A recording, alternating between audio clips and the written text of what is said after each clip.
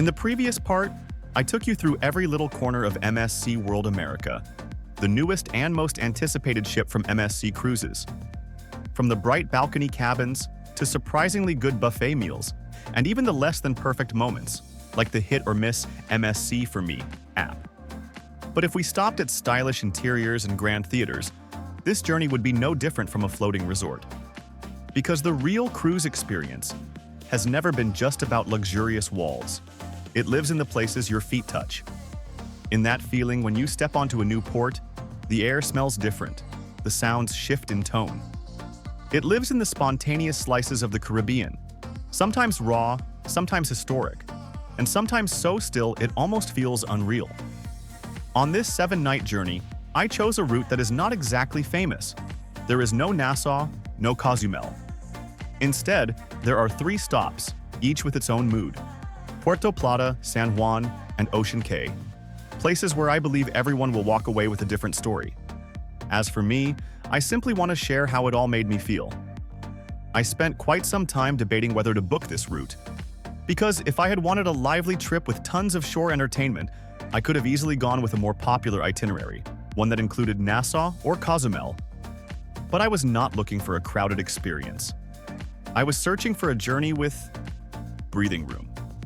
This itinerary on MSC World America included 1 full sea day and 3 port stops, each with a very distinct personality. Not too many tours, not too rushed, and most importantly, enough time to truly feel each place rather than just passing through it. I did not choose this route because I thought it would be perfect. I chose it because I wanted to see if something less famous could bring something deeper. On embarkation day, I arrived at the port quite early. The weather was beautiful, the atmosphere was busy, but not chaotic. Rolling suitcases glided smoothly across the pavement, children buzzing with excitement, and adults feeling both nervous and hopeful.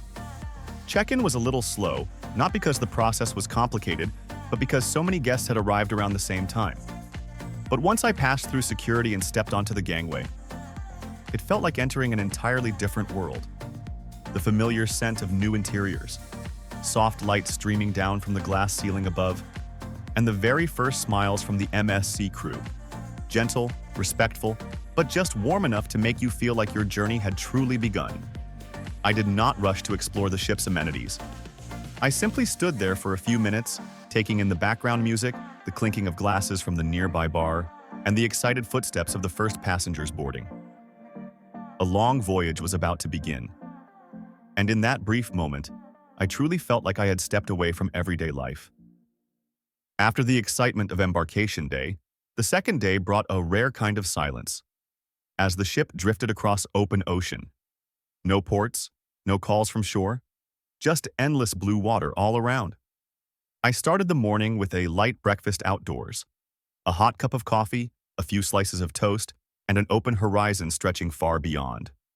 No deadlines, no alarms, just a calm sea and early sunlight slipping gently through the railings.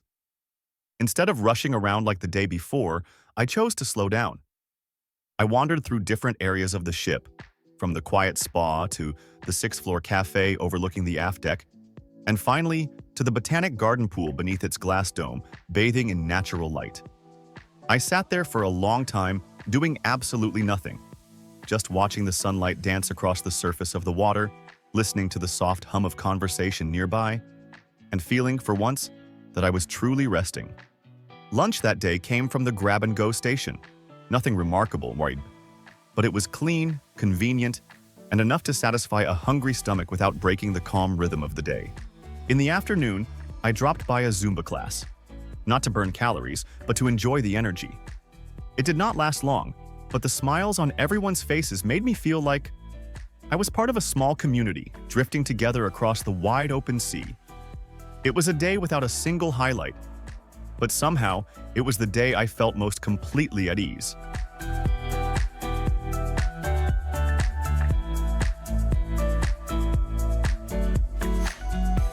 First stop, Puerto Plata. The next morning, the ship docked at Amber Cove, the modern cruise port of the Dominican Republic. From my cabin balcony, I saw pastel-colored buildings lining a curved pier like a ribbon, with lush green hills rising in the background under a blazing sunny sky. Amber Cove was beautiful, complete, and spotless, with a pool, bars, a zipline, and colorful souvenir shops. But I knew that if I stayed within the port area, I would miss almost everything that truly gives this place its soul. So I joined a short tour, leaving the port and heading toward downtown Puerto Plata, about a 20 to 25-minute drive away. The moment we left the tourist zone, the atmosphere changed completely. No more cruise music, no more carefully arranged settings.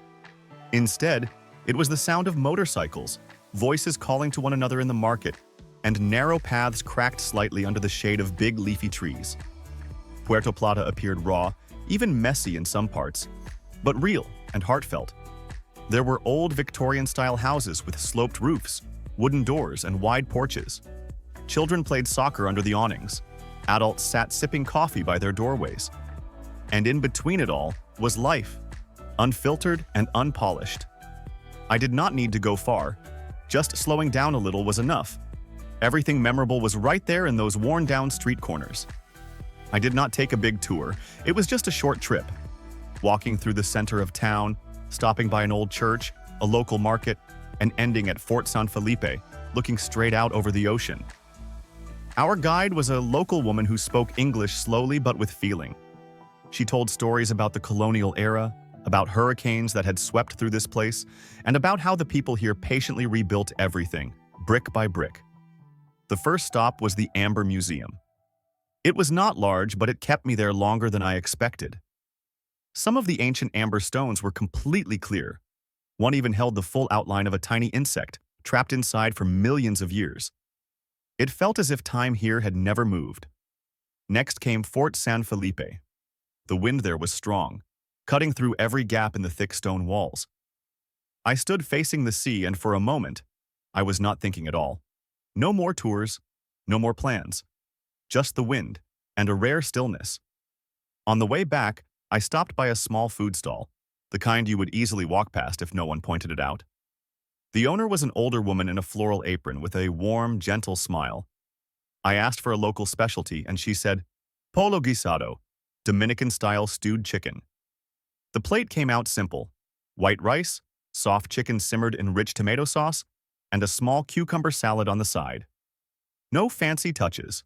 No decorations. But the flavor, full-bodied with a light aroma of garlic and herbs, reminded me of a homemade meal in a place far from home. Travel tips for Puerto Plata. If you visit Puerto Plata, do not just stay inside the cruise port. Amber Cove is convenient and beautiful, but it does not tell the real story of this land. With just a short ride, you will find a different world, a little dustier, a little rougher, but far more memorable. Bring some small bills, a pair of handmade earrings, a glass of freshly pressed pineapple juice by the roadside. You cannot pay for those with a card. And in those tiny, quiet moments, you will feel it. You are no longer just a passenger. You are truly a visitor. Do not rush. Puerto Plata is not the kind of city you see quickly and move on. Walk slowly. Look closely. You will find beauty in the sunlight bouncing off wooden shutters, in the scent of soap from a window left slightly open, and in the warm gaze of someone sitting quietly by their porch. If there is one dish you should try, let it be pollo guisado. If there is one thing you should do, let yourself do nothing at all. Because in slowing down here, I somehow carried more home with me than I expected.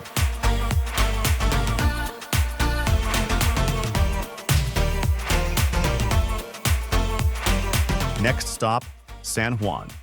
Elegant and timeless. San Juan was a very different kind of stop, not because of its architecture or its history, but because of the time we arrived. The ship docked around 5 o'clock in the evening, meaning we began exploring the city just as the sunlight turned golden and the shadows grew long over the stone-paved streets. At first, I felt a little disappointed. A place as rich in heritage as San Juan deserved to be seen in full daylight. Every old wall, every clay roof, every wooden shutter lit by the morning sun.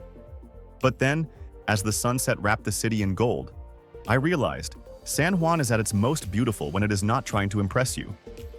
The old town appeared under soft light like a dusting of gold.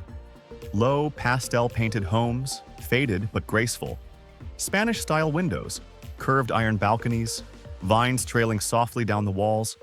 No music, no LED lights, just the sound of footsteps on stone and a breeze slipping through centuries-old corridors. I did not book a tour in advance. I simply went with a few friends I had met on the ship and joined a short walking tour through old San Juan. Our guide was a local, someone who did not speak in flashy words but spoke with deep love for their city. We visited Castillo San Cristobal, a massive old fortress facing the sea, thick stone walls, rusted cannons. And as I stood up there, gazing out at the waves, I was not thinking about history. I was not thinking about time. I was just still, feeling small but at peace. Flavors with no name, and a small piece of advice. I did not have high expectations for food in San Juan, but maybe that is why it turned out to be a surprise. On the way back, I stopped at a little eatery near Plaza de Armas, a place with no reviews online but packed with locals. I ordered mofongo, crispy green plantains mashed with garlic and oil, topped with shrimp in a brown stew.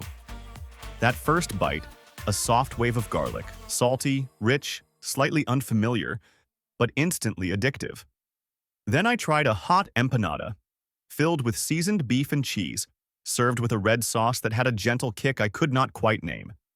It was not gourmet, but it was real food, and you could taste that. I sat outside the restaurant with a melting piña colada in hand, watching people pass by, not thinking too much, not needing too much. And I realized some dishes do not need marketing. They just need you to sit down and let them tell their story.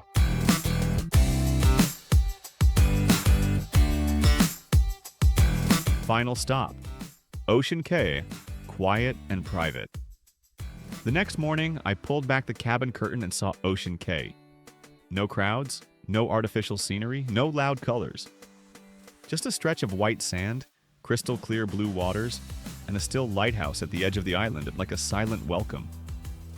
What made this place special was the story behind it. Ocean Cay was once an abandoned industrial sand site. Lifeless, forgotten, untouched. MSC bought the island, spent nearly 3 years restoring it, rebuilding coral reefs, replanting trees, and transforming it into a private marine reserve just for their guests. There are no water parks here, no DJs, no EDM, no scheduled activities, just the ocean. And you. I had no real plan.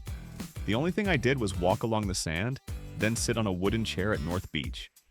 No people, no music, no cell signal.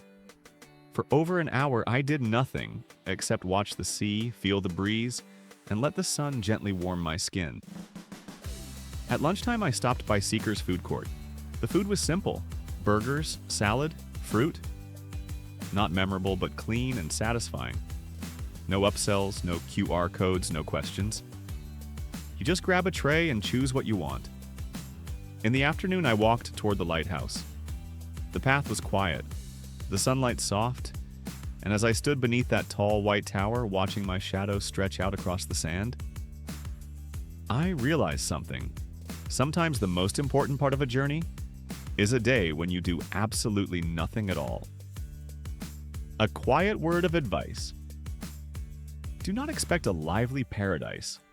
Ocean Cay has no water slides, no thumping music, no hourly games or shows, and for some people that might feel like a letdown. Do not arrive too late. The best chairs, close to the water and under the trees, are taken early. And unlike resorts, you cannot reserve them with a towel.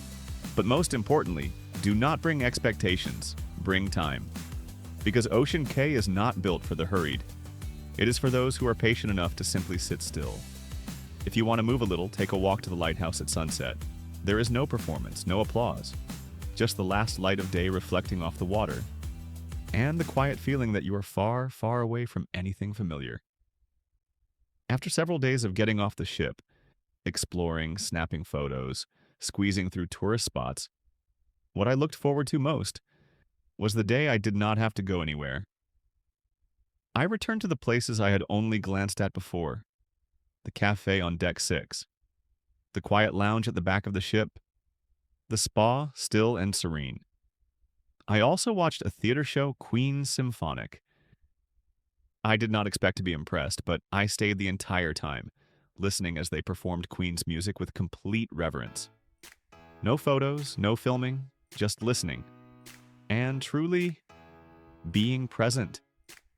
It was the little thing, like a server calling me by name after 3 dinners, or a stranger helping me find my way when I got lost. Those were the moments I brought home with me, more than any photo ever could. On the final morning, I woke up earlier than usual, not in a rush, not anxious, just not wanting to miss the moment when the ship quietly turned back toward the port. I stood on the deck, holding a cup of hot coffee. The sea breeze was soft. The sun was rising on the distant horizon. The ship was still moving, the sea still blue. But I knew this journey was coming to an end. I do not know what you will feel when you step aboard MSC World America, but for me it was 7 nights slow enough to rest, to remember, and to not rush. And then, like every journey, it comes to a close. But not an ending, because somewhere on another ship, in another itinerary, or maybe just in another corner of the ocean, we will meet again. Until the next voyage, see you at sea. See you.